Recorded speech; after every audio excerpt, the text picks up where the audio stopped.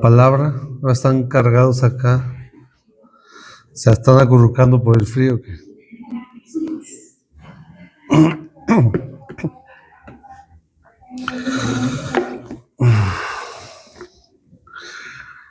Bueno, pues vamos a continuar con la enseñanza. Vamos a seguir nuestro serie que se llama El Ministerio del Espíritu Santo. Hoy es el número 5. Yo creo que vamos a tener en total 7 estudios de este tema. Y el día de hoy se llama que el Espíritu vivifica. Hemos visto varios puntos de cómo el Espíritu Santo trabaja en nuestras vidas desde el primer contacto, ¿sí? Siempre desde que tenemos un contacto con el Evangelio estábamos viendo que hay una intervención del Espíritu Santo.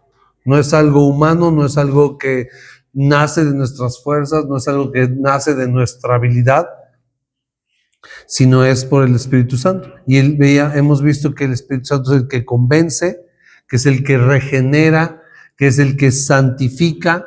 Veíamos la semana pasada acerca de un poco de los dones espirituales, que es el que nos provee de los dones, no nada más de esos dones que suelen llamar más la atención de profecía, lenguas y cosas más extraordinarias, sino desde lo más simple, que es la administración, el servicio, ciertas cosas, ¿no? O sea, todo son dones del Espíritu que tenemos.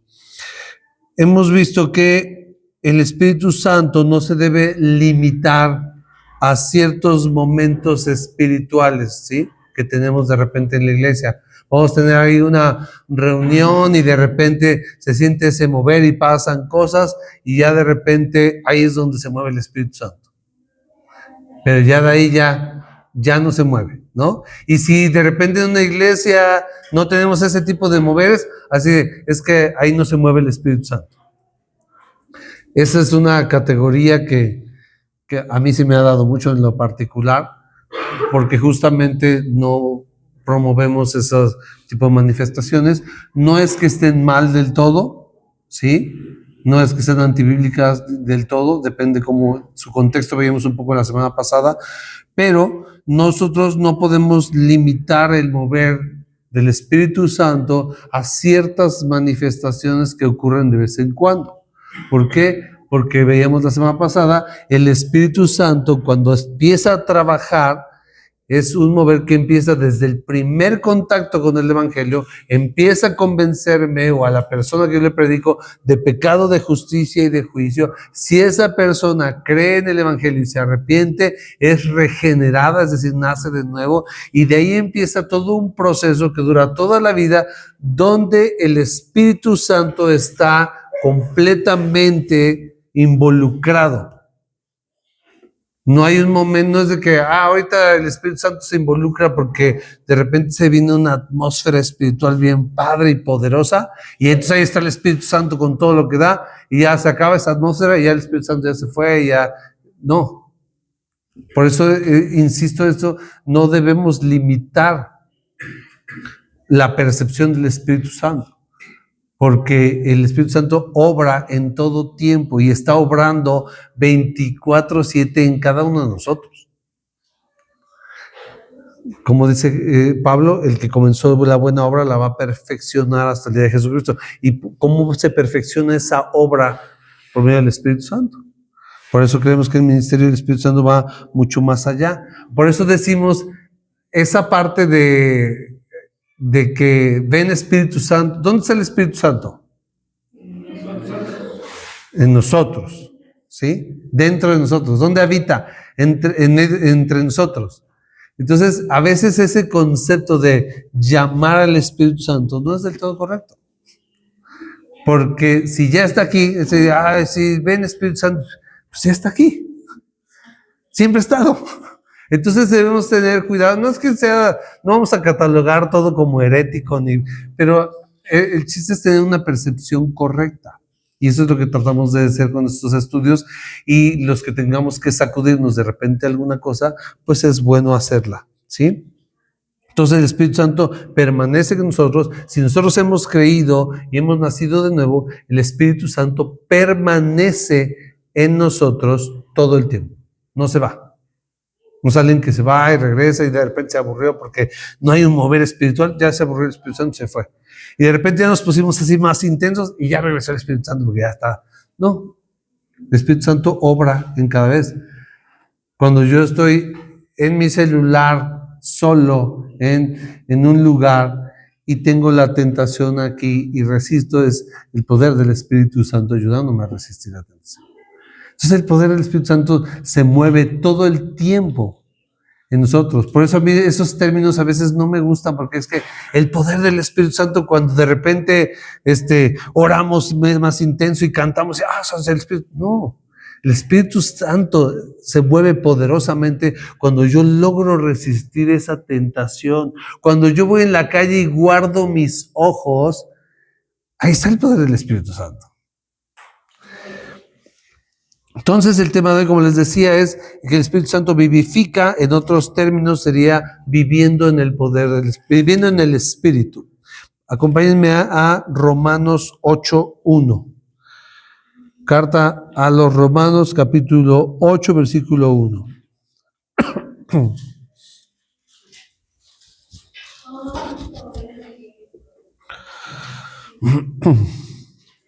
Romanos 8:1. Vamos a dar lectura. Mira, hasta el gato está interesado en. ¿Ya ven? Ahora pues, ninguna condenación hay para los que están en Cristo Jesús, los que no andan conforme a la carne, sino conforme al Espíritu. Porque la ley del Espíritu de vida en Cristo Jesús me ha librado de la ley del pecado y de la muerte. Porque lo que era imposible para la ley, por cuanto era débil por la carne, Dios, enviando a su Hijo en semejanza de carne de pecado y a causa del pecado, condenó al pecado en la carne, para que la justicia de la ley se cumpliese en nosotros, que no andamos conforme a la carne, sino conforme al Espíritu. Porque los que son de la carne piensan en las cosas de la carne, pero los que son del Espíritu en las cosas del Espíritu. Porque el ocuparse de la carne es muerte, pero el ocuparse del Espíritu es vida y paz. Por cuanto los designios de la carne son enemistad contra Dios, porque no se sujetan a la ley de Dios, ni tampoco pueden. Y los que viven según la carne no pueden agradar a Dios. Vamos a orar. Padre, ponemos este tiempo en tus manos. Te agradecemos la oportunidad que nos das de estudiar y aprender de tu palabra para conocer cada día mejor tu voluntad. Te pedimos que seas tú convenciéndonos de estas cosas, seas tú ayudándonos a ver con honestidad nuestras vidas a la luz de tu palabra para que podamos corregir lo que tengamos que corregir, para que podamos trabajar en nosotros, para que podamos visualizar y para que podamos ver que si tenemos una necesidad más de ti, podamos correr a ti, Señor, podamos correr a la cruz, si es que nuestras vidas no van acorde a tu voluntad, Señor. En el nombre de Jesús, amén. Ok, ¿qué entendemos por alguien que vive del Espíritu? O sea, cuando decimos, hablamos que la Biblia nos llama a vivir en el Espíritu, ¿qué entendemos por alguien que vive en el Espíritu? Ajá. Que depende de Dios. ¿Qué más? Que vive acorde a lo que dice la palabra. Exactamente. Entonces no es alguien que está levitando por lo santo que es, ¿verdad? No es alguien que ocupa un lenguaje religioso todo el tiempo, así y de repente le dices algo y dice, aleluya, hermano, gloria a Dios, ¿no? Y de repente dices algo y para todo es así de amén, amén, y su lenguaje, hay gente que veo así, es muy respetable, no digo que sea malo, no soy partidario, pero no digo que sea pecado. Yo lo que a veces me pregunto, digo, ¿y esa gente hablará así todo el tiempo?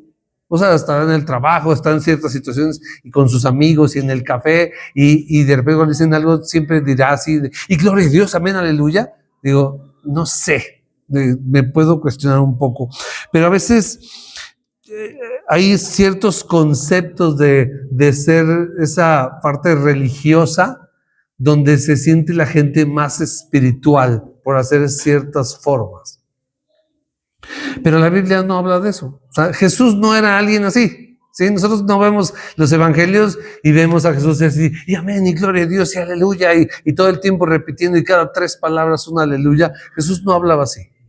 Jesús era, y ni siquiera los apóstoles hablaban tan así, ¿no? Entonces, no se trata de un lenguaje religioso, no se trata de vivir en el Espíritu, no tiene que ver con la asistencia a la iglesia, ni los discipulados, ni la lectura bíblica, ni nada de eso. ¿Todas esas cosas son buenas? Sí, pero no tiene nada que ver con eso, ¿sí? Entonces, como hemos visto anteriormente, hay una obra sobrenatural en nosotros que si hemos nacido de nuevo, si estamos en Cristo, estamos siendo santificados. Y en términos simples, vivir en el Espíritu es eso, vivir bajo el dominio y el gobierno del Espíritu. ¿Sí? Implica obediencia, implica hacer la voluntad. ¿Por qué? Porque cuando hablamos de un gobierno, hablamos de una obediencia. ¿Quién es mi dueño ahora? ¿A quién me someto? ¿A quién someto mi voluntad? ¿Sí? Veamos hace rato en el discipulado. O sea, nosotros tenemos un manual. No para hacer de la vida más religiosa, no para darle ese toque religioso a nuestra vida, sino es nuestro modelo de vida, el instructivo de cómo se vive y se puede vivir en una vida de plenitud. Eso es lo maravilloso. Si nosotros obedecemos, por ejemplo, en el matrimonio, si el esposo y la esposa se someten a la voluntad de Dios revelada aquí en la palabra, que es el instructivo, es decir, así debo ser como esposo, así debo ser como esposa, ¿funcionará? Sí funciona, sí o sí funciona. Entonces no es un aspecto religioso de obediencia legalista, sino más bien es el parámetro de cómo puede hacer funcionar y cómo trae gozo. O sea, porque al final la obediencia a la voluntad de Dios trae gozo, trae paz, trae armonía. Nuestra vida debe ser un constante de santificación, como hemos visto. Eso tiene que ver con el Espíritu, porque recordamos que es santificar. Cuando yo me santifico, ¿qué estoy queriendo decir?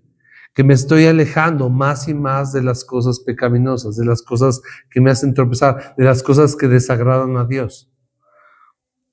Entonces empiezo a vivir la vida de obediencia.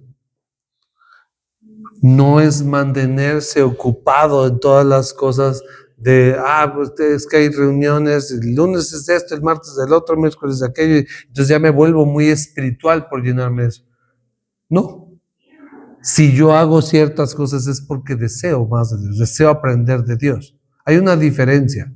No hacemos las cosas por cumplir, hacemos porque si yo quiero conocer más de Dios, voy a meterme más en las cosas de Dios. Y si hay estudios de esto y lo otro, aquello, y la gente, es que es mucho. Bueno, depende cómo lo veas, porque para el que tiene hambre, mucho alimento no es mucho. O sea, es saciarse. Entonces hay una diferencia porque hay perspectivas diferentes, pero depende del hambre de cada quien. Eso es lo importante. Digo, no hacemos por cumplir, porque si yo vengo a todas las reuniones, Dios me va poniendo palomitas. Y si no vengo, ya me va poniendo taches. No se trata de eso. Pero yo también voy a buscar crecer y llenarme de la palabra de Dios tanto como yo quiera llenarme de Dios. ¿Sí? Entonces, vivir en el Espíritu, ¿qué es? Es ser guiado por el Espíritu. Desde lo más sencillo hasta lo más sobrenatural.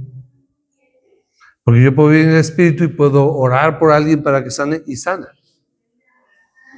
Pero también el resistir simples tentaciones, el abstenerme de insultar a alguien cuando voy manejando o ciertas cosas, eso es vivir en el Espíritu. Porque de nada nos sirve llevar una asistencia religiosa a las cosas de la iglesia y ser muy constantes. Yo leo tantas horas al día y oro tantas horas al día y ser muy espiritual en ese, entre comillas, y de repente después de orar y llenarme de la palabra, salgo en mi vehículo y se me atraviesa un fulano y me pongo y ya me sale lo anticristiano. Eso no es vivir en el Espíritu. Entonces, aunque yo me haya llenado mucho las primeras horas de mi día de cosas espirituales, si yo salgo y no lo aplico, no sirve de mucho. O sea, ¿por qué? Porque es tener que dominar. ¿Qué es lo que le dijo Pablo a Timoteo? ¿Qué le dio? Que Dios no nos dio un espíritu de cobardía, sino de ¿qué? De poder, amor y dominio propio. Fuimos dotados de eso. Ya que no lo usemos a veces, ya es otra cuestión. Entonces, vamos a ir por puntos. El primero ¿qué es andar en el espíritu?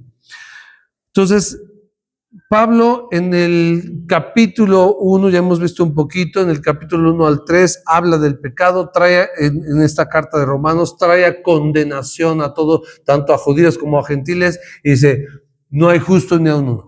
Todos están perdidos, todos están bajo la ira de Dios, y porque por medio de la ley es el conocimiento del pecado, y todos pecaron y están destituidos de la gloria de Dios. Después habla de la justificación, después habla de la santificación, y después de hablar de la santificación, entra en este punto de andar en el Espíritu.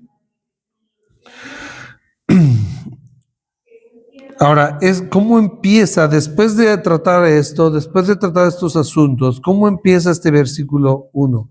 Ahora pues, ninguna condenación hay para los que están en Cristo Jesús. Este pasaje debe ser para nosotros algo que nos reconforte y nos anime siempre y en todas las situaciones, y particularmente a veces en las malas. En los malos momentos, en alguna caída. Si realmente estamos en Cristo, ¿qué es lo que dice la Escritura? Ninguna condenación hay. Si nosotros estamos ahí, porque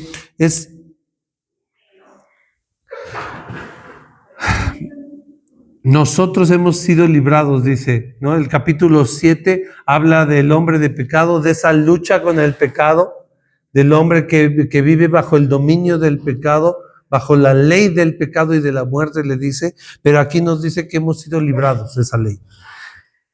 Y este versículo, que es de los más que deberíamos tener memorizados, y sobre todo cuando tenemos esas luchas y cuando el enemigo viene a susurrarnos, cuando hacemos algo mal, cuando tenemos una caída, cuando viene a susurrarnos nuestro pecado. Este texto es una defensa. Si hablamos, por ejemplo, de la armadura de Dios que viene en Efesios, dice, este es parte de nuestro escudo de la fe. Porque el enemigo, ¿qué es lo que va a hacer? Lanzar sus dardos. Y si tú caíste, hiciste algo mal, ya ves, no que eras cristiano, y ese es nuestro escudo. Ninguna condenación hay para los que están en Cristo Jesús. Y es nuestra espada también, porque con esa nos defendemos. Nosotros hemos sido librados y hemos sido librados de toda condenación. Y esto que voy a decir es delicado, que se ha malinterpretado mucho y tenemos que tener cuidado cómo lo entendemos. Pero esa libertad de la condenación es del pasado, del presente y del futuro. Abarca todo. Es delicado porque hay gente que ha usado esto para decir, o sea que puedo hacer lo que quiera. Pues haz lo que quieras. Pero aquí vamos a ver más adelante cómo vive alguien que realmente ha sido librado. Porque anteriormente Pablo describe al hombre, algunos creemos que describe al hombre sin Cristo, hay cuestión de interpretación, pero el hombre sin Cristo dice que vive bajo el dominio de la ley del pecado y de la muerte. Pero aquí dice en el versículo 12, porque la ley del Espíritu de vida en Cristo Jesús me ha librado de la ley del pecado y de la muerte. Hemos sido librados de esa ley. Entonces, una persona que está en Cristo ya no es esclavo del pecado. Ha sido liberado de la ley del pecado y de la muerte. Lo vimos cuando hablábamos de la santificación, principalmente el capítulo 6 de esta misma carta. Ha habido esa libertad. Y ese hombre libre ya no existe condenación. Ha sido librado. Es una verdad maravillosa. ¿Gracias a qué? Gracias a la obra de Cristo. Dice verso 13, porque lo que era imposible para la ley, por cuanto era débil por la carne, Dios enviando a su Hijo en semejanza de carne de pecado y a causa del pecado, condenó al pecado en la carne, para que la justicia de la ley se cumpliese en nosotros, que no andamos conforme a la carne, sino conforme al Espíritu. O sea, una cualidad de alguien que está libre de condenación es que no anda conforme a la carne, anda conforme al Espíritu. Esa es una realidad. Entonces no puedo yo al mismo tiempo decir, ya no hay condenación porque estoy en Cristo, pero ando también conforme a la carne, ¿no? Porque hemos visto que cuando Dios nos santifica, rompe el poder del pecado que tiene sobre nosotros. Nosotros sin Cristo somos esclavos del pecado. No podemos dejar de pecar porque hay una esclavitud, no hay libertad. Estamos vendidos al pecado, dice la Escritura. ¿Qué es lo que sucede? Cristo nos hace libres. Y ahora dice, el pecado ya no te va a gobernar. Ya no te tienes que someter a ese pecado. Entonces nosotros, si hemos sido librados y si ya no hay condenación, entonces ya no andamos conforme a la carne. Andamos conforme al Espíritu, tratando de obedecer, buscando, porque ahora somos libres, como hemos visto. El pecado dice que mi carne ha sido crucificada juntamente con Cristo de alguna manera. ¿Sí? Entonces, ya esa ley que gobernaba y que me acusaba, dice, ya no la hay. Porque ya fue condenada en Cristo. Ya padeció en la cruz juntamente con Cristo. Entonces ya no hay esa ley para mí. Ya no hay dominio. La ley del pecado y la ley de la muerte ya no está vigente para mí. Porque de alguna manera ya morí en Cristo. Entonces yo ya estoy bajo la ley del Espíritu. Ahora, ¿cómo se empieza a ver esa vida de andar conforme al Espíritu? Y aquí Pablo empieza a hacer estos contrastes, ¿no? El versículo 5 dice, porque los que son de la carne piensan en las cosas de la carne, pero los que son del Espíritu en las cosas del Espíritu. Entonces dice que el que anda en el Espíritu no está pensando en las cosas de la carne, están pensando en las cosas del Espíritu. Entonces, aquí la pregunta para nosotros a nivel particular es ¿qué tipo de pensamientos guían mi vida? Porque eso es lo que está sucediendo. ¿Cuál es el hambre que yo tengo? ¿Cuál es el deseo? ¿Cuáles de los proyectos de vida para mí? ¿Qué es lo más importante en mi vida? ¿Cuáles de mis metas más importantes? ¿Es parecerme más a Cristo? ¿Es crecer espiritualmente? ¿Es parecerme, ser conforme a la voluntad de Dios? ¿O tiene que ver con las cosas temporales? ¿Cuál es el objetivo de mi vida? Porque aquí nos dice que una persona que es guiada por el Espíritu piensa en las cosas del Espíritu, piensa en las cosas eternas, tiene anhelos en las cosas eternas, porque sabe que lo de aquí es temporal, ha tenido una revelación completa de las cosas de Dios, de las cosas de Cristo, y sabe que esto se va a acabar, y se va a acabar pronto, porque nuestra vida es un instante. Entonces, ¿ahora qué? Como hemos visto los viernes, en el Sermón del Monte, ahora buscamos hacer tesoros en el cielo, no en la tierra. Entonces, pensamos en las cosas espirituales. Pensamos cómo tratar de extender el reino. No quiere decir que no nos preocupamos por nuestras actividades o nuestro trabajo. No, tenemos una vida aquí, pero no es lo que rige nuestra vida. No se vuelve lo más importante, sino ya se vuelve un poco más secundario. La gente a veces va a decir, es que te volviste muy fanático, te volviste muy aleluyo, y es la mascota de Selah. Te volviste muy religioso, y nos van a decir muchas cosas. Y si nos las dicen, está bien, porque implica que algo estamos haciendo bien que se empieza a notar.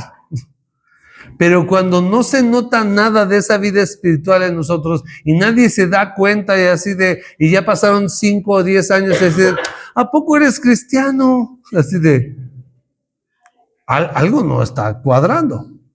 Porque entonces, ¿dónde está el corazón? ¿Dónde está esa vida que refleja a Cristo, que se vuelve la luz, que se vuelve la sal? Y no es que tengamos que ir por todos lados diciéndoles, soy cristiano, y yo no hago esto porque soy cristiano. No se trata de eso. Porque no es de, esto me lo prohíbe mi religión. Hay una gran diferencia de decir, esto no lo hago porque me lo prohíbe mi religión, o porque mi religión no lo aprueba, o esto no lo hago porque quiero agradar a Dios. Porque mi motivación es agradar a Dios, mi motivación es ser como Jesús. Hay una diferencia. No es porque, es que no hago esto porque me voy al infierno. No hago esto porque no agrada a Dios. Porque ahora quiero agradar a Dios en lo que hago. Quiero honrar con mi vida a Dios. Porque de eso se trata. Entonces, ¿qué es lo que ocupa nuestros pensamientos? ¿Cuáles son nuestros proyectos en el Espíritu? Ahora, ¿qué andamos pensando? ¿Andamos pensando en cosas de la carne? ¿Andamos planeando cómo satisfacer nuestra carne, nuestros deleites temporales? A veces algo triste del cristiano moderno es que de repente, si en la mañana ya tuvo su tiempo de oración y sus 3-4 capítulos de la Biblia, ya con eso dices, como ya cumplí la parte espiritual, y ya a veces hace ya a Dios en el rinconcito, ¿no? Pero la fe es todo el tiempo. Nuestra vida espiritual es todo el tiempo. O sea, nuestro pensamiento, ¿qué lo ocupa? Como veíamos el viernes, o sea, vivimos afanados por las cosas temporales, por los deleites temporales. ¿En qué estamos ocupando nuestra mente? Porque deberíamos de estar llenándonos. ¿Cómo dice el Salmo 1? ¿Se acuerdan? Más o menos, ¿alguien se acuerde? Bienaventurado el varón que no anduvo en consejo de malos, ni en camino de pecadores, ni en silla de escarnecedores sea sentado, sino que, ¿qué más? Sino que pero en la ley del Señor está su delicia. ¿Y en el qué? La señora linda de allá. Medita de día y de noche. O sea, en la ley del Señor medita de día y de noche. O sea, a mí me encanta, por ejemplo, cuando David habla de la ley, porque hoy tenemos un concepto de la ley muy erróneo, ¿sí? O sea, vemos la ley, y el cristiano, sí, la ley, ¿no? Cruz. Y David, cuando habla de la ley, hace el Salmo, el capítulo más largo que tenemos de la Escritura, el Salmo 119, habla de la ley de una manera magistral. Y una de las cosas que dice, o sea, que es más dulce que la miel, que destila el tonal, ¿no? Y en ella es mi deleite. O sea, y todas las descripciones y todo el Salmo habla de la ley de una manera espectacular. Y a veces así de, no, la ley, no, es que no estamos bajo la ley. No se trata de estar bajo la ley. La ley es un parámetro que nos moldea a imagen de Cristo. Nos enseña a vivir conforme a la voluntad de Dios. Entonces, para él era un deleite pensar en la ley de Dios. Para nosotros debe ser la palabra ese deleite, pensar las cosas espirituales. ¿Cómo puedo ser mejor creyente? ¿Qué tengo que hacer para ser más como Jesús? Es pensar en eso, que ese proyecto de vida sean esas cosas espirituales. Claro que la gente va a ver así nos va a ver de afuera y va a decir, eso es como que no suena muy bonito, ¿no? Pero nos estamos preparando para el reino.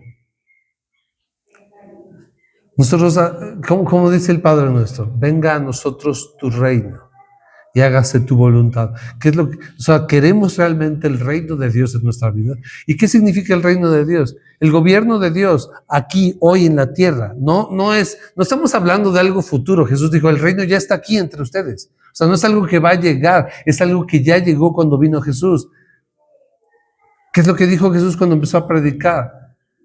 El reino de los cielos ha llegado, se ha acercado. El reino ya está entre nosotros. Entonces, ¿qué buscamos nosotros? Vivir conforme al reino. Prepararnos para vivir conforme. ¿Por qué? Porque se supone que es donde queremos estar toda la eternidad. Y entonces, ¿cómo se vive, cómo se va a vivir en el reino? Conforme al Espíritu. Va a ser una vida espiritual, no terrenal, no carnal. Entonces nosotros debemos ocuparnos también, como dice aquí, el verso 6 dice, porque el ocuparse de la carne es muerte, pero el ocuparse del Espíritu es vida y paz. Porque los designios de la carne son enemistad contra Dios, porque no se sujetan a la ley de Dios, ni tampoco pueden. Y los que viven según la carne no pueden agradar a Dios. ¿Sí? Es algo que nosotros vamos a ver muchas veces en la Escritura, es que no hay un punto medio, no hay un punto gris. O estoy con Dios o estoy contra Dios. Y mucha gente va a decir, bueno, yo no estoy con Dios, pero tampoco estoy contra Dios. Bueno, implícitamente Dios determina que si no estamos con Dios, estamos contra Él. Así de simple. O sea, Dios no tiene neutrales. Dios no dice, bueno, este es neutral, porque ese no está conmigo, pero no lo veo contra mí, entonces está en un término neutro. No existe eso. O estamos o no estamos. O estamos en las cosas del Espíritu o estamos en las cosas de la carne. Si nosotros, por ejemplo, decimos, bueno, yo voy a la iglesia y soy cristiano y todo, pero estamos en las cosas de la carne, estamos perdiendo el tiempo. O sea, yo siempre le he dicho, ir a la iglesia cuando no abandono el pecado, cuando no tengo intención de abandonar la vida terrenal, ni el pecado, ni esas cosas, es una pérdida de tiempo. Porque no gana puntos, ¿no? No es que Dios diga, bueno, pero pues al menos iba a la iglesia, ¿no? Así. Y como si Dios se conformara con cositas así de nuestras migajas. No. Dios es santo, Dios es digno. ¿Alguien recuerda qué pasaba con los príncipes en el libro de Malaquías? ¿Cuál era la reprimenda?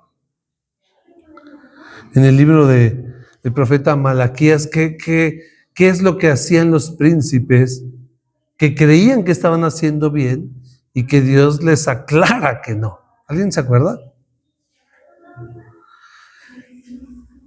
Llevaban sus ofrendas. Dicen, traen lo cojo, lo tuerto, o sea, así cualquier cosa. Y creían que con eso cumplían y agradaban a Dios. Dios no quiere eso, ¿sí? O sea, Dios no se conforma con migajas, Dios no se conforma con, una vida así, no. O estamos o no estamos. O sea, aquí nos dice que los designios, los pensamientos, los deseos, todo eso de la carne, dice, es enemistad contra Dios. Dice, y no se sujetan a la ley de Dios porque ni siquiera pueden. Todo lo que es lo carnal no se puede sujetar a Dios, no ha sido libre. No hay espiritual. Y termina esta parte, este fragmento diciendo, o sea, y los que viven según la carne no pueden agradar a Dios. ¿Sí? Entonces, por eso es bien importante siempre tener claro que no se trata de las cosas que yo hago por parte de mi religión, esas asistencias, esa disposición quizá de ayudar y de leer. Dice, está bien, todas esas cosas, como he dicho, son buenas. Pero si la vida práctica no va conforme a esas cosas, no sirve de nada. ¿Sí? Porque no se trata de cumplir con algunas cosas. O sea, Dios no espera un cumplimiento. ¿Qué es lo que Dios desea? El corazón. O sea, Dios desea nuestro corazón. Dios desea que le busquemos a Él de todo corazón. Dios no busca perfección en nadie de nosotros, porque Dios no es insensato. Dios sabe que no va a encontrar perfección en nosotros. Pero busca un corazón dispuesto. Un corazón que busque amarle, un corazón que busque rendirse a Él, a su voluntad, sabiendo que su voluntad, como dice más adelante, es buena, es agradable y es perfecta. Les voy a leer un texto, no lo busquen, no sé. Que lo dice Pablo a los Gálatas de una manera un poco más clara. Dice, digo pues, anden en el Espíritu y no satisfagan los deseos de la carne. Porque el deseo de la carne es contra el Espíritu y el del Espíritu es contra la carne y estos se oponen entre sí para que no hagan lo que quisieran. ¿Sí? Entonces, hay deseos que va a haber en nuestra carne, que todavía, porque no hemos sido redimidos al 100% todavía. Todavía estamos aquí, todavía hay pasiones con las que tenemos que luchar. Veíamos hace 2 semanas, hay una lucha de despojarnos del viejo hombre, ¿no? Hay deseos que todavía están, que de repente no reconocemos como nuestros de alguna manera, porque decimos, caray, pues esto no está bien. Y entonces eso es bueno, porque estamos reconociendo que algo está pasando que no está del todo correcto. O sea, hay deseos carnales todavía. ¿Y qué es lo que dice este texto? No se sometan a ellos, no satisfagan. O sea, hay un deseo que de repente va a salir carnal y ¿qué es lo que dice Pablo a los Gálatas? No lo satisfagan. Hay que resistirlo, porque ese deseo va contrario al espíritu y lo del espíritu es contrario a la carne. No sé cuántos de ustedes les pasa, pero a veces a mí me cuesta mucho orar y leer. Y tengo que someter mi carne porque es el deseo de mi espíritu decir, ve a orar. Y de repente hace frío y estoy acomodadito y digo, aquí está más rico. Entonces el deseo de mi carne sí es quedarse, no. Y el deseo de mi espíritu es buscar a Dios porque lo necesito. ¿Sí? O sea, no oramos porque tengamos que, como quien cumple una bitácora. Oramos porque necesitamos a Dios. Hay una gran diferencia en ello. Si yo oro por cumplir, oro porque yo sé que necesito a Dios. Entonces, a veces esa lucha es contraria, porque a veces mi carne va a preferir hacer otras cosas que la distraigan, que le den esa felicidad, ese gozo en cosas carnales, terrenales, como queramos llamarlo. Y es donde tenemos que someter, ¿sí? Porque hay una lucha entre mi carne y mi espíritu. Y esa lucha va a ser toda la vida. Ahora, va a haber momentos en que si nosotros vivimos más gobernados por el espíritu, va a ser mucho más fácil someterla. Pero si vivimos más gobernados por la carne, entonces vamos a estar batallando constantemente. Pero como dice aquí este texto de Gálatas, se oponen entre sí. Yo tengo que aprender a sujetar. Ahora la pregunta para nosotros de reflexión es, ¿a quién me estoy sujetando más? ¿A la carne o al espíritu? No contestemos. Es privada. Entonces, ahora, hay otro punto aquí que nos dice, vamos a leer el versículo 9, dice, mas ustedes no viven según la carne, sino según el Espíritu, si es que el Espíritu de Dios mora en ustedes. Y si alguno no tiene el Espíritu de Cristo, no es de él. Pero si Cristo está en ustedes, el cuerpo en verdad está muerto a causa del pecado, mas el Espíritu vive a causa de la justicia. Y si el Espíritu de aquel que levantó de los muertos a Jesús mora en ustedes, el que levantó de los muertos a Cristo, Jesús, vivificará también sus cuerpos mortales por su Espíritu que mora en ustedes. Entonces aquí tenemos una verdad bien importante, que tenemos al Espíritu viviendo en nosotros. Eso es una verdad que estamos acostumbrados. Vi un testimonio en un video de alguien de otra religión, le voy a parafrasear, no me acuerdo los detalles, pero le daban a leer la Biblia, no me acuerdo de qué religión había salido, y le decía, ¿y qué es lo que más te ha impactado? Dice, que este Dios venga a vivir aquí. Eso es lo más importante. O sea, él pensaba va a decir la cruz, va a decir un montón de cosas, los milagros, no sé. No, o sea, que este Dios venga a vivir en ti. Eso es lo que más me impacta. Y es algo muy impactante. Y Él nos vivifica. El tener el Espíritu nos hace vivir conforme al Espíritu. ¿Qué es lo que sucede? Que si no nos sometemos a Él y vamos contristándolo, se apaga el Espíritu. Entonces podemos tener a veces el Espíritu, pero estar apagado. Entonces por eso a veces la lucha se vuelve más difícil. Por eso tenemos a veces un cristianismo donde batallamos más, porque nuestra falta de obediencia y nuestra falta de sujeción a la voluntad de Dios va apagando el Espíritu, va contristando el Espíritu, como nos dice la palabra. Pero si el Espíritu está en nosotros, si habita en nosotros, no se va. Eso es lo que vimos hace rato y es algo bien importante. El Espíritu Santo no se va.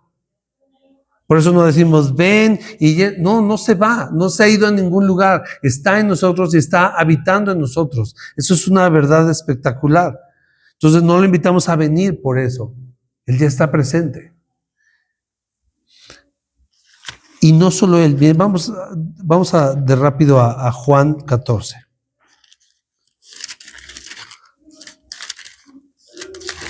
Juan 14, 23. No quiere el dedito ahí de Romanos. Juan 14, 23. ¿Quién más está en nosotros? Juan 14, 23. Respondió Jesús y le dijo: el que me ama, mi palabra guardará, y mi Padre le amará, y vendremos a él y haremos morada con él. Entonces, cuando hablamos o sea, Jesús dice que va a venir a morar con nosotros. Él dijo que estaría con nosotros todos los días hasta el fin del mundo. Y dice, y el Padre vendrá. Entonces tenemos a todos habitando en nosotros de alguna manera. ¿Es fácil entenderlo? No, yo no lo entiendo. Si alguien lo entiende, me lo explica al final. Pero eso es una verdad espectacular. Nuestro Dios habitando en nosotros, que es justamente una de las promesas que nosotros tenemos en Ezequiel, que derramaría su espíritu, y yo haré que anden en mis mandamientos y en mis estatutos y los pongan por obra.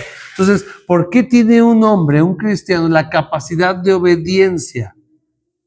Porque tiene el Espíritu Santo guiándolo. Si no tuviéramos el Espíritu Santo, ¿qué sería de nosotros? Tenemos todo el Antiguo Testamento de ejemplo de un pueblo que vivió las manifestaciones de Dios con toda la claridad y aún así se siguen revelando. Y nosotros vemos así de, ay, esos israelitas no aprenden, de veras qué burros, ¿no? Hermanos, nosotros todavía batallamos y tenemos el Espíritu de Dios. Ellos no lo tenían. Ellos no tenían el Espíritu de Dios viviendo en ellos. Nosotros sí. Entonces, realmente esa es la condición del hombre con religión sin Dios habitando. No puede. Es esclavo del pecado. Entonces, nosotros no debemos burlarnos de ellos, aunque nos dé la tentación, ¿no? ¿Por qué? Porque lo mismo sería de nosotros. Podríamos ser cristianos y si no tenemos el Espíritu de Dios, si de por sí, no sé ustedes, ¿verdad? Pero muchos batallamos con muchas cosas teniendo el Espíritu Santo en nosotros. Sin el Espíritu Santo, bueno, no les quiero contar. Pero aquí nos habla de estas verdades fundamentales, que si nosotros vivimos según el Espíritu, dice, empieza con esta verdad, este versículo, que si nosotros vivimos según la carne, no vivimos, según la carne, es una afirmación. Si es que el Espíritu está en nosotros. Aquí tenemos si es que el Espíritu de Dios mora en ustedes, no vive. Entonces, ¿qué nos está diciendo? Que si una persona vive bajo el dominio de la carne, simplemente y sencillamente no tiene el Espíritu de Dios. No hay grises. Puede ser, como dije, puede ser que esté apagado el espíritu y por eso esté cediendo a cosas de la carne, pero eso no va a durar. Tarde o temprano Dios va a traer disciplina, azotes, porque Él ama, pero no hay una permanencia, no hay una perseverancia. Pero si el estilo de vida es conforme a la carne permanentemente, por mucho que se vaya a la iglesia y se reconozca a Jesús y se haga todo eso, no hay espíritu. No puede, como decía el verso anterior, no puede agradar a Dios, ¿no? Entonces, y si alguno no tiene el Espíritu de Cristo, no es de él. Pero confiesa a Jesús, no importa. Aquí es donde se vuelve práctico, donde la religiosidad no importa. Por eso decía, una persona no es espiritual porque diga varios aleluyas y amén y gloria a Dios en sus frases. O porque cite la Biblia. Podemos citar mucho la Biblia. Podemos hacer oraciones. Es más, puedo tenerme a orar por los enfermos y pueden hasta sanar. Pero si yo no vivo conforme a esto, no soy de Cristo. ¿Dios puede usarme para hacer milagros? Claro, Dios es soberano. Dios puede hacer lo que le da la gana. Pero aquí es muy claro. Entonces, ¿qué nos dice? Nosotros vivimos conforme al Espíritu, porque Él nos vivifica. Este cuerpo carnal, este cuerpo de muerte, lo vivifica y nos ayuda a vivir. Nos da esa capacidad justamente de vivir en el Espíritu. Porque nuestro cuerpo dice que está muerto a causa del pecado, pero vive a causa de la justicia de Cristo. Verso 12. Vamos a leer todo este fragmento. Así que, hermanos, deudores somos, no a la carne, para que vivamos conforme a la carne, porque si viven conforme a la carne, morirán. Mas si por el Espíritu hacen morir las obras de la carne, vivirán.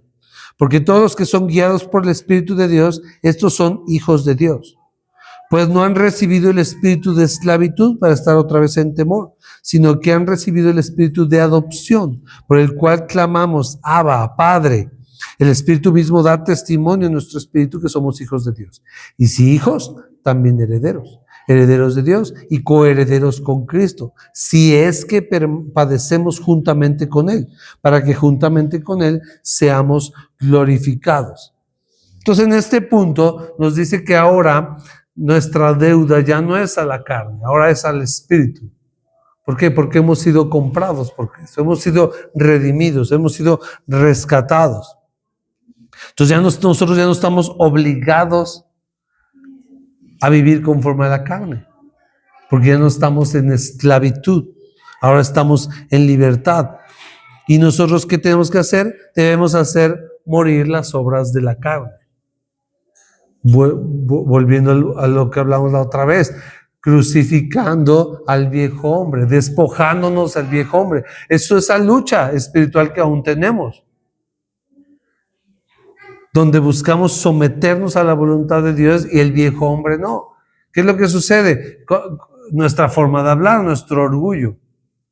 A veces cuando no logramos frenar la lengua, ¿no? Es esa lucha. Ya no hablamos de grandes pecados, hablamos de cosas más simples como la lengua, como los ojos, donde no logro limitar, donde no logro sujetar. ¿Sí? Entonces vivir conforme al Espíritu es haciendo la voluntad de Dios, hablando lo que es correcto, limitando, ¿no? Ya de repente, a veces la lucha es, de repente, ya antes me agarraba golpes, ya no, ahora ya nada más digo cosas feas, pero de repente voy madurando, ya no digo cosas feas, ahora las pienso, ¿no? Y voy madurando y hay un punto en que ya ni pego, ni grito, ni pienso, simplemente paso por alto. Es madurez. Vamos madurando, vamos crucificando al viejo hombre y vamos sometiéndonos espiritualmente a la voluntad de Dios. Y logro controlar, ese es el dominio propio. Cuando logro domar mi carácter, cuando hablamos de la ira, del enojo, veíamos la otra vez, ¿no? A todo el mundo le echamos la culpa, es que me hace enojar. O sea, es que yo no soy el que me enojo, es que me hacen enojar. Entonces ya no soy yo el culpable, sino el culpable es el otro, ¿no? Y entonces de repente, si yo soy iracundo, tengo muchos alrededor mío que me hacen enojar.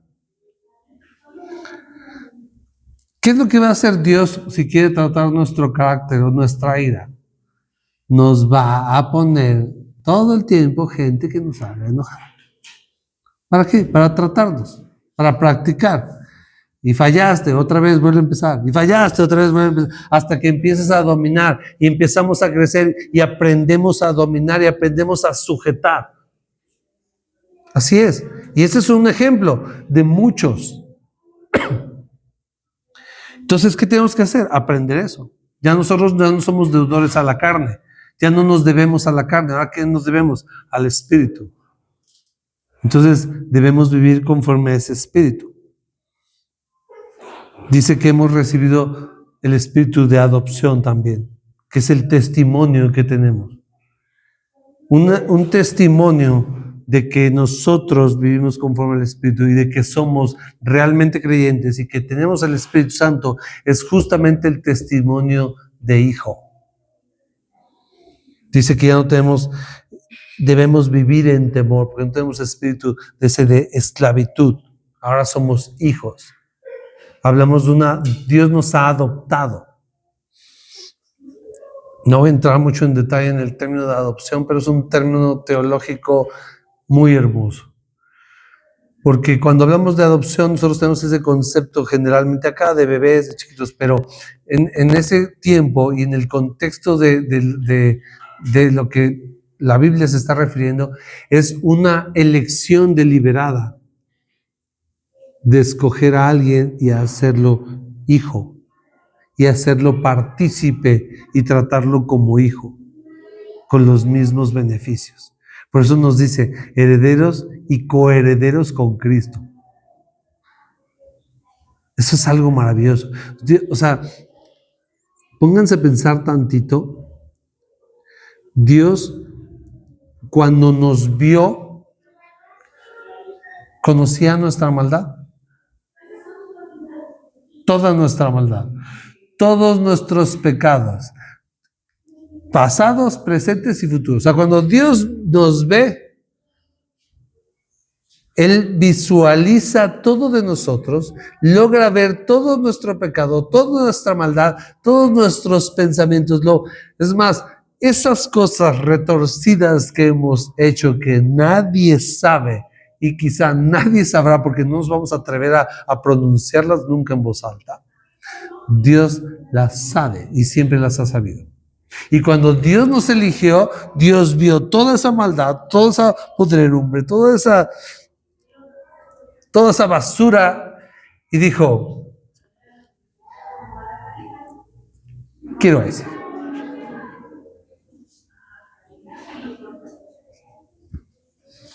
O sea, dijo, quiero a ese. Pero no solo lo quiero, lo voy a tomar, voy a dar a mi hijo precioso para que él sufra en su lugar y lo voy a tomar, lo voy a limpiar y lo voy a hacer miembro de mi familia. Le voy a dar mi nombre y va a estar conmigo toda la eternidad.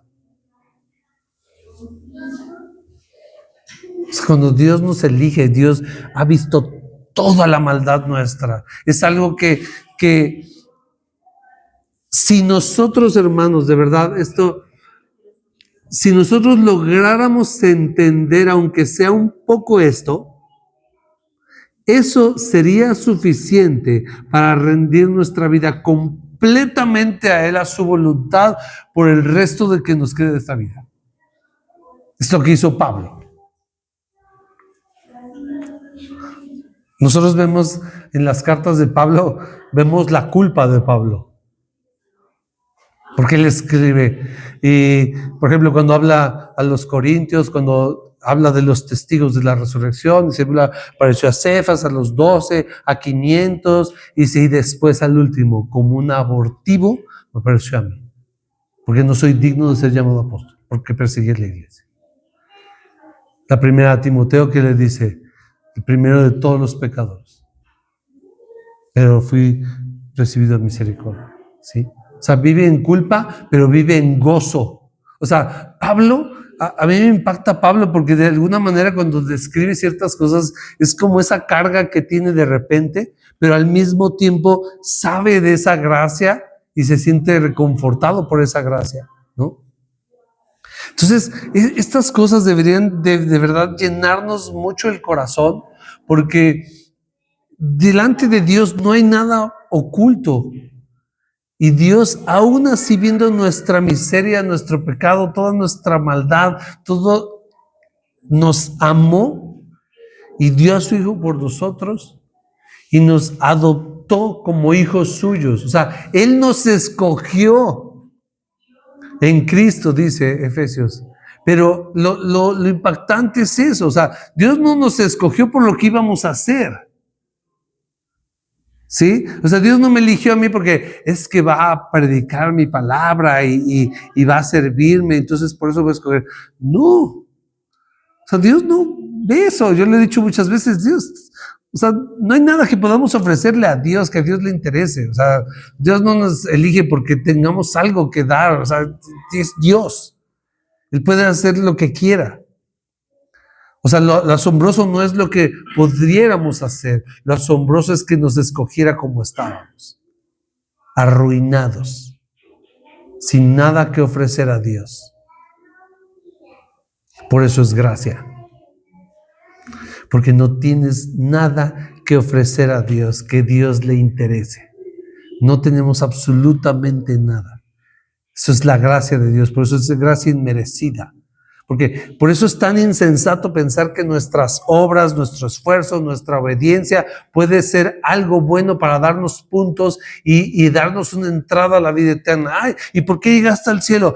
Pues porque he sido bueno y ayudé a gente. No, no hay nada, no hay absolutamente nada. Todo es por gracia. Todo es absolutamente es por la gracia divina. Dice, en este mismo libro, en el capítulo 5, dice, en esto se manifestó el amor de Dios, que siendo aún pecadores, Cristo murió por nosotros. Dice, tal vez osara uno, dice, morir por el bueno, ¿no? O sea, si acaso alguien muere por alguien bueno, dice, pero Dios manifestó su amor muriendo por los pecadores. Entonces Dios vio nuestra maldad. Dios vio todo nuestro pecado y no lo detuvo, nos amó y dijo, y no solo eso, nos adopta y nos hace herederos, nos hace coherederos con Cristo.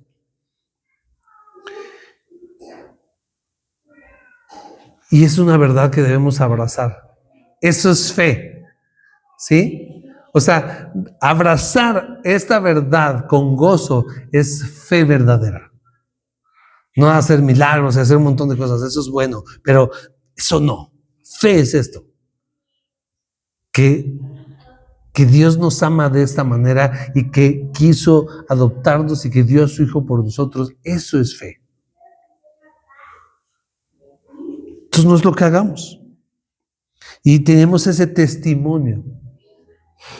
Ese es algo que testifica nuestro espíritu, dice aquí, que somos hijos de Dios, por el cual clamamos, Abba Padre. ¿Qué implica? ¿Qué significa eso de Abba Padre? Implica relación, implica intimidad, implica cercanía. Para nosotros en Cristo no es un Dios lejano, no es un Dios extraño, no es un Dios de tenerle miedo, no es un Dios que te fulmina, no es ese Dios que está ahí sentado en su trono viéndonos abajo como cucarachas, decir, ya me tienen harto y esperando a que nos equivoquemos. Te dije, ese Dios que a veces nos han pintado, que está todo irritado todo el tiempo por nuestros errores, nuestros pecados. Nosotros en Cristo tenemos esta revelación. Tenemos un Padre en los cielos que nos ama de una manera que ni siquiera podemos imaginar. Los que somos padres podemos darnos una pequeña idea de cuánto nos ama Dios. Porque daríamos nuestra vida por nuestros hijos sin pensarlo un segundo. Haríamos tantas cosas por nuestros hijos. Desde el momento en que los tuvimos, fue un amor tan natural. Bueno, eso multipliquémoslo por miles de millones. Y ese es el amor de Dios por nosotros. Un amor que no depende de nosotros. Así como nuestro amor como padres no depende de lo que hagan nuestros hijos, pero no dejamos de amar. El amor de Dios por nosotros es incondicional. Eso es algo maravilloso. No depende de lo que hagamos.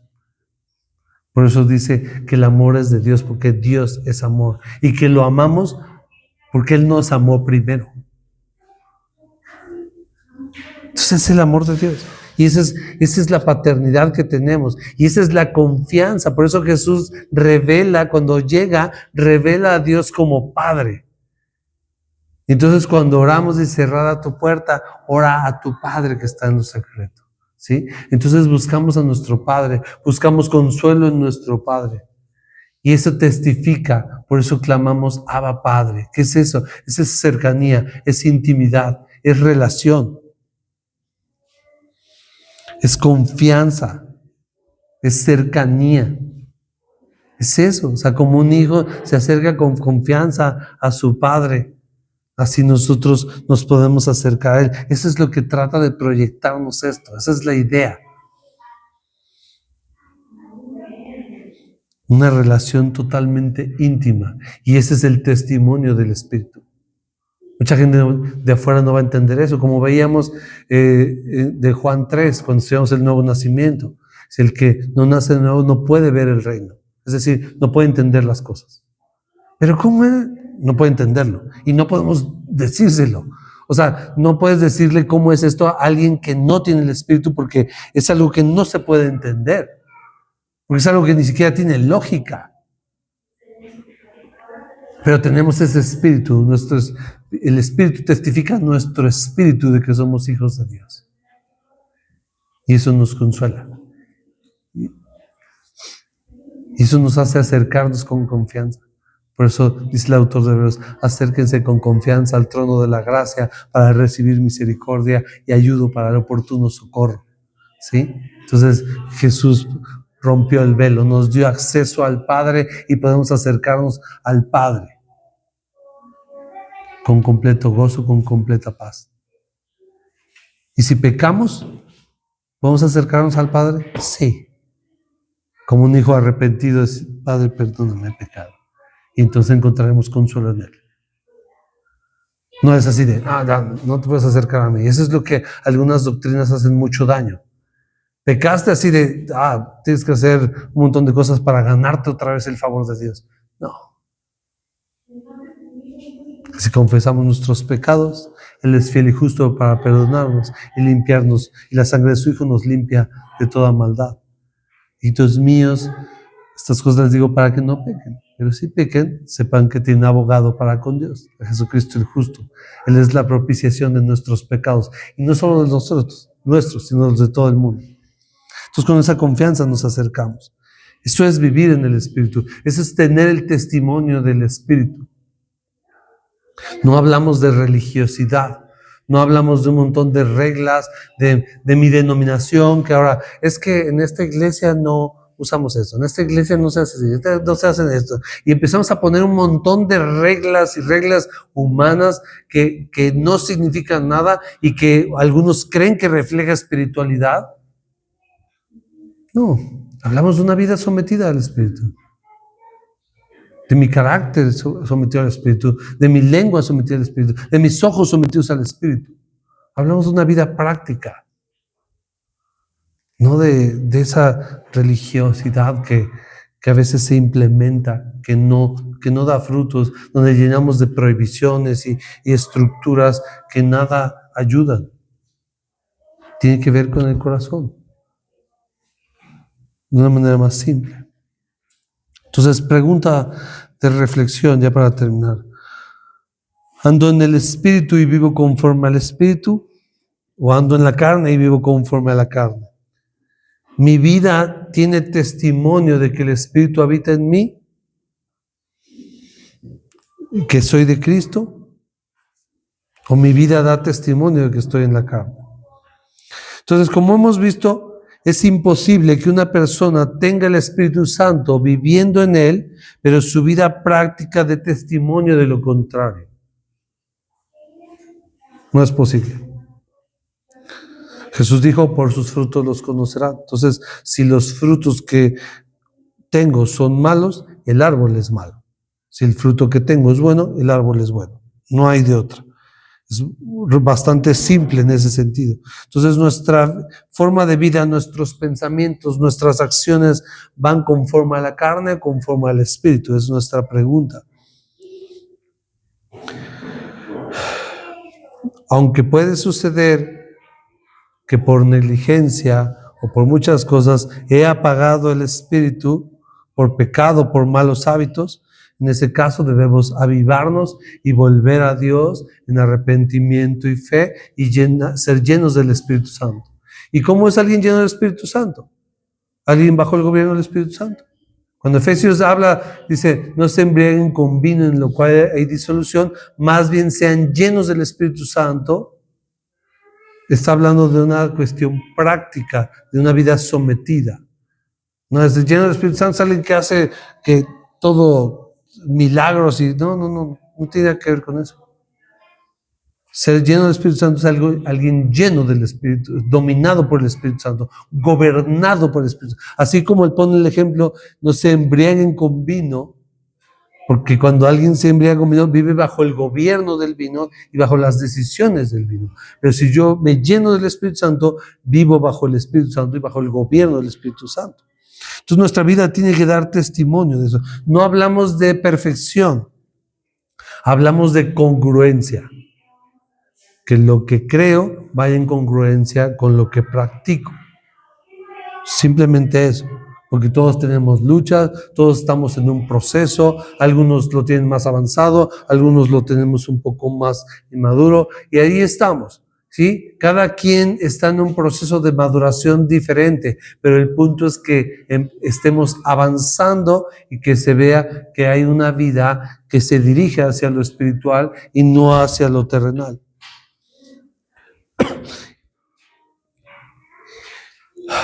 Entonces, si nosotros vivimos así, si nosotros tenemos el Espíritu Santo, si hay testimonio, ninguna condenación hay. Ahora tenemos el testimonio de hijos. Por fe, por gracia, no por algo que hayamos hecho, sino simplemente porque Dios nos amó. Y entonces si tenemos el Espíritu, andemos conforme al Espíritu y disfrutemos del amor del Padre que nos ha elegido para ser sus hijos, herederos y coherederos juntamente con Cristo. Amén. Padre, te agradecemos porque cuando tú diste a tu Hijo en la cruz, hiciste realidad todas estas cosas que nosotros jamás podríamos haber logrado. Gracias porque no solo nos has amado y nos has dado una oportunidad, sino nos has capacitado por tu Espíritu para vivir esa vida que te agrada. O sea, no nos exiges vivir esa vida en nuestras fuerzas, sino que tú nos des tu Espíritu para vivir esa vida y ser capaces de vivirla, Señor. Ayúdanos a perseverar, ayúdanos a someternos nuestra voluntad a ti, a tu palabra. Guíanos siempre en tu verdad. Ayúdanos a despojarnos del pecado que nos asedia, a despojarnos del viejo hombre y a renovarnos en el nuevo hombre creado a imagen tuya. Ayúdanos a caminar conforme a tu verdad cada día, a ser congruentes. Te pido que si alguno de mis hermanos ha apagado su espíritu, tu espíritu, y ha contristado, que concedas arrepentimiento, que pueda ser renovado, reafirmado en tu palabra. Te pido que si alguien de aquí no te ha conocido, que tú te reveles con claridad para que pueda conocerte, que tú te glorifiques.